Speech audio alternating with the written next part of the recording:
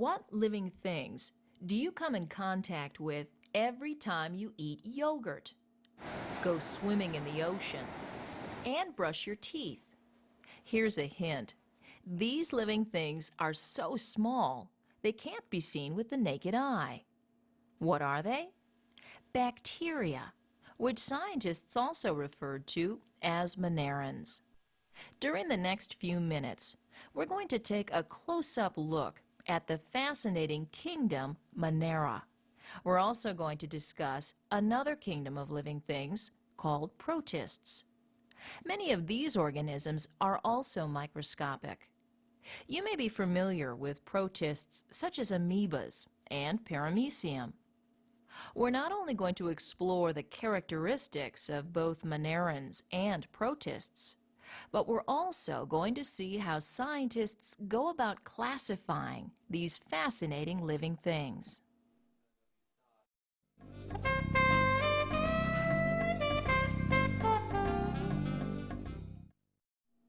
It may be hard to believe, but Monerans are found just about everywhere.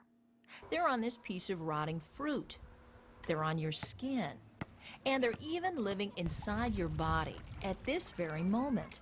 Fortunately, most bacteria are quite harmless. But some, such as Streptococcus bacteria, can give you a bad case of strep throat. Many different types of bacteria are used in making food. For example, a type of bacteria called acidophilus is used in making yogurt. Bacteria also play a very important role in decomposing once living things. And bacteria are intentionally used in wastewater treatment plants, such as this one, to help digest and eliminate waste products. What exactly are Monerans? Monerans are microscopic organisms that consist of a single cell. Some Monerans are so small there may be as many as several million in a teaspoon of soil. And there are millions, if not billions, of Monerans or bacteria in your mouth. Bacteria, similar to cyanobacteria, are believed to have existed on Earth for at least 3.5 billion years and are thought to be the first living things to inhabit the planet. Fossilized remains of bacterial mats called stromatolites provide clues about these ancient organisms. Today, there are a wide variety of bacteria. Let's take a look at some of the characteristics of them.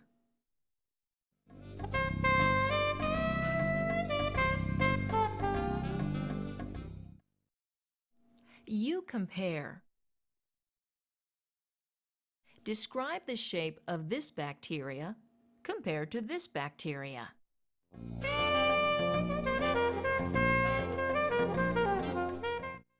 That's right, this bacteria has a round shape, whereas this bacteria has a spiral shape. Scientists often classify bacteria based on their shape. The three main shapes of Monerans include cocci, which have a spherical shape, bacilli, which are rod-shaped, and spirilla, which are spiral-shaped. Bacterial cells are smaller than plant or animal cells. A typical bacterial cell is surrounded by a cell membrane and a cell wall. Liquid material called cytoplasm fills the cell. Bacterial cells are referred to as prokaryotes. Prokaryotic cells do not contain a nucleus or other internal structures common in plant and animal cells. Other than these common characteristics, Monerans vary greatly in their form and how they obtain food.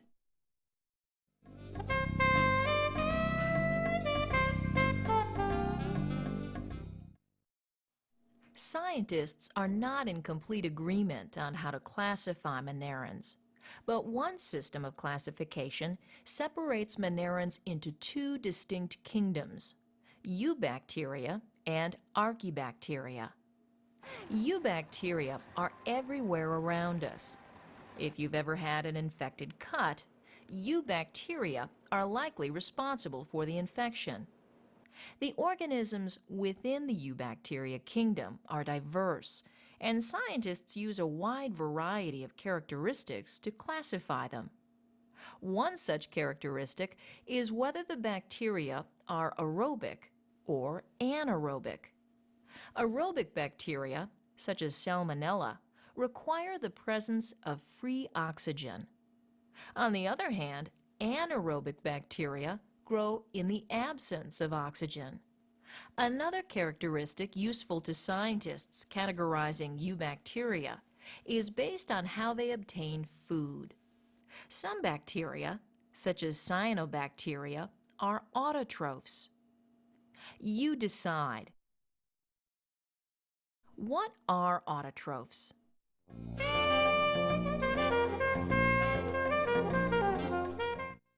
Autotrophs are living things that make their own energy, either from the sun's light energy or from chemicals in their environment. Other bacteria, such as Escherichia coli, are heterotrophs. Heterotrophs need to eat other things for their energy. Let's now take a look at the other kingdom of bacteria, Archaebacteria.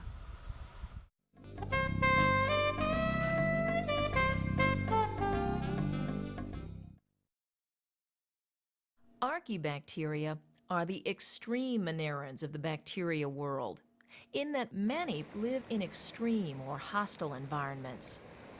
Archaebacteria tend to be chemosynthetic, meaning they produce energy from chemicals in their environment. Among other characteristics, Archaebacteria are classified based on where they live and how they obtain their energy. One group of Archaebacteria, such as those found in the mud of this marsh, are methane-producing, often forming smelly methane gas. Let's now turn our attention to another kingdom of living things, Protists.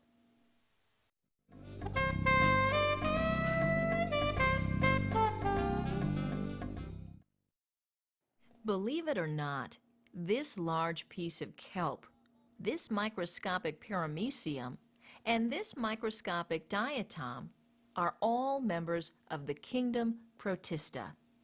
The question, what is a protist, is not a simple one to answer.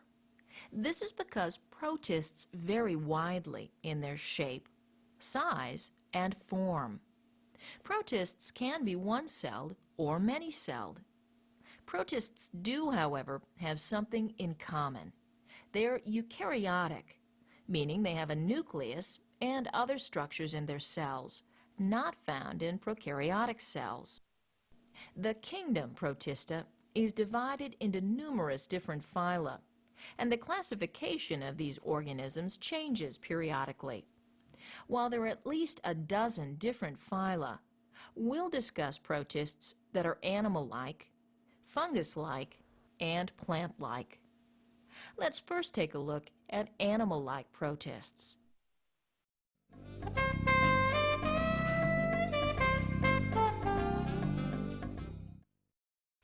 Animal-like protists are referred to as protozoa.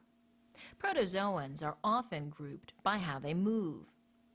Ciliates, for example, move via tiny hairs called cilia, which move back and forth, rapidly propelling the organism through water.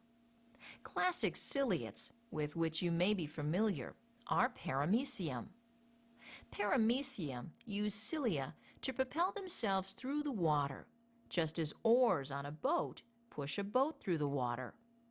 Ciliates possess one or more nuclei and a food vacuole, which is used to digest food.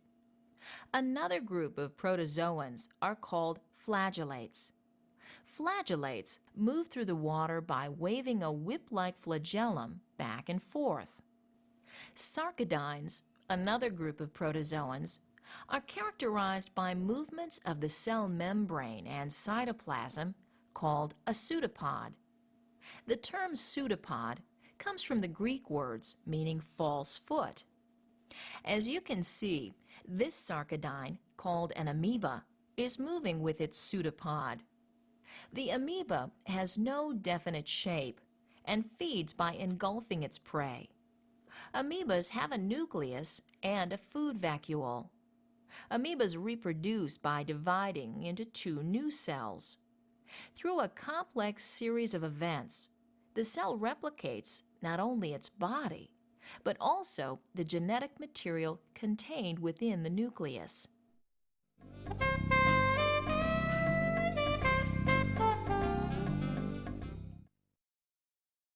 In 1845 and 1846, an estimated 1 million people in Ireland died, and half the population fled to other countries in search of a better life. This massive upheaval in Irish society was due to the Great Irish Potato Famine. The cause of the potato famine was due to fungus-like protists that destroyed potato plants throughout the country. Fungus-like protists can also attack other crops, such as corn, cabbages, and grapes. What exactly are fungus-like protists? Scientists are still trying to answer this question. We do know that they're heterotrophs, meaning they need to eat other living things or once living things. One type of fungus-like protists are slime molds. At some stage in their lives, slime molds form a moist, shapeless ooze that forms over once living things such as dead trees. Slime molds reproduce via small structures called spores, which give rise to cells.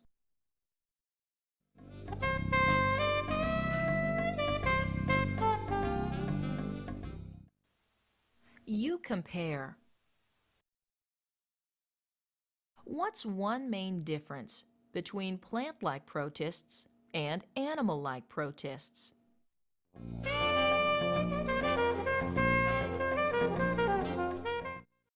While animal-like protists need to eat other things for their energy, plant-like protists produce their own food. Plant-like protists are autotrophs, producing their food from the sun's light energy. An important byproduct of this process is oxygen.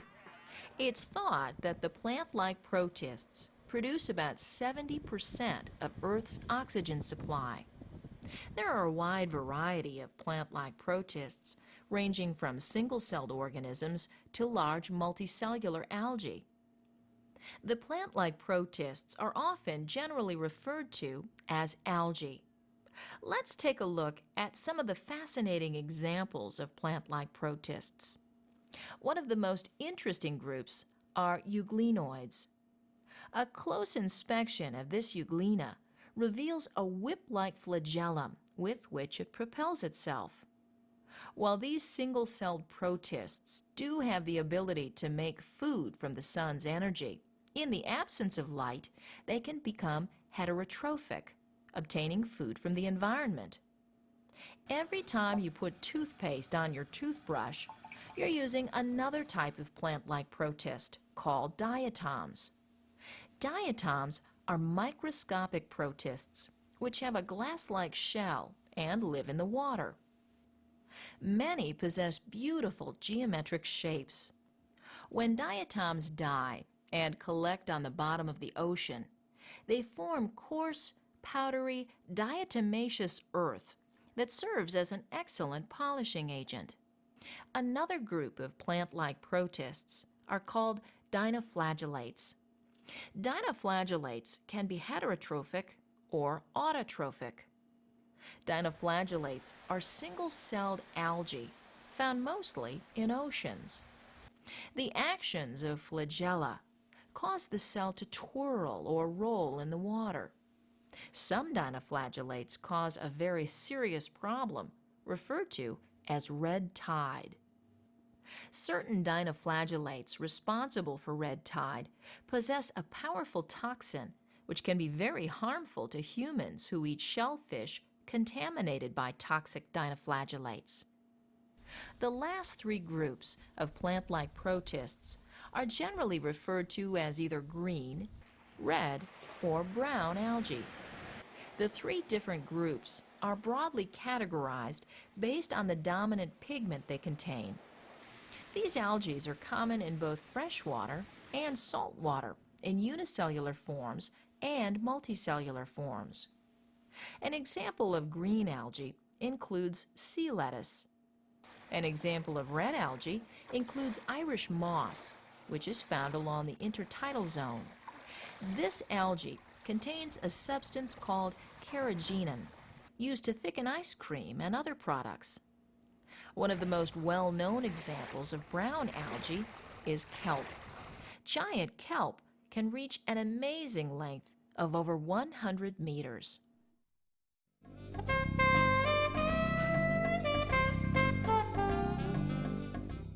During the past few minutes, we've explored some of the fascinating characteristics of both Monerans and Protists. The process by which these organisms are classified was discussed.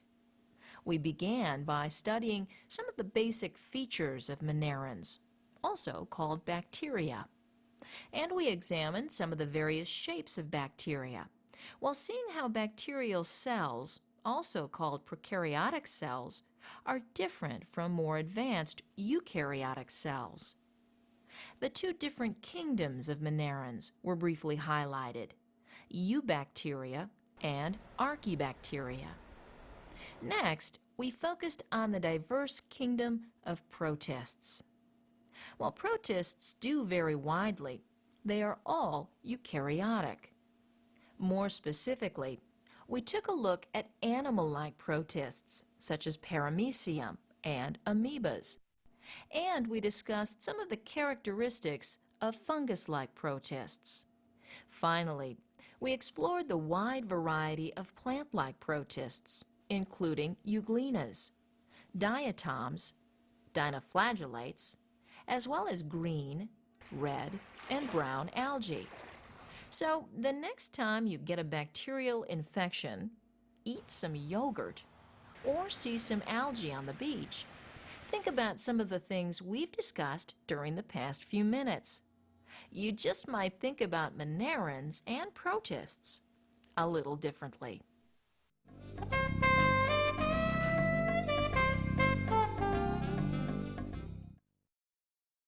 Fill in the correct word to complete the sentence. Good luck, and let's get started. Number 1. Monerans are also known as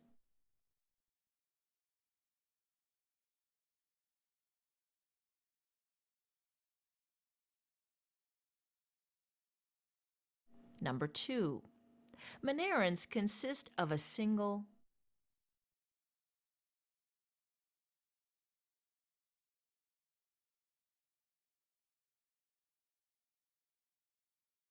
Number 3. Cells do not possess a nucleus.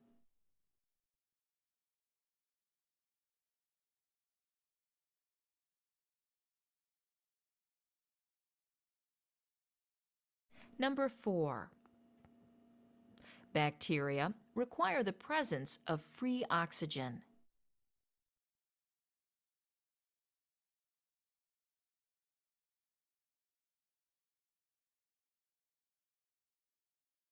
Number 5. Many archaebacteria live in environments.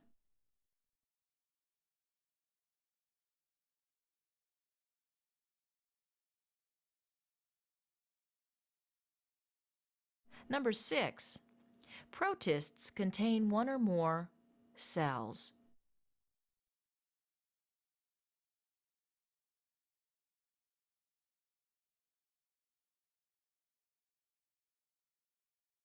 Number 7. An amoeba is a type of protist.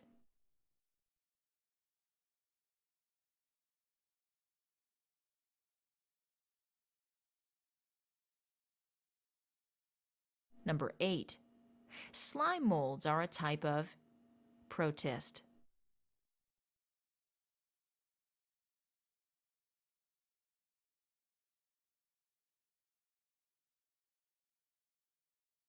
Number 9. Plant-like protists are often called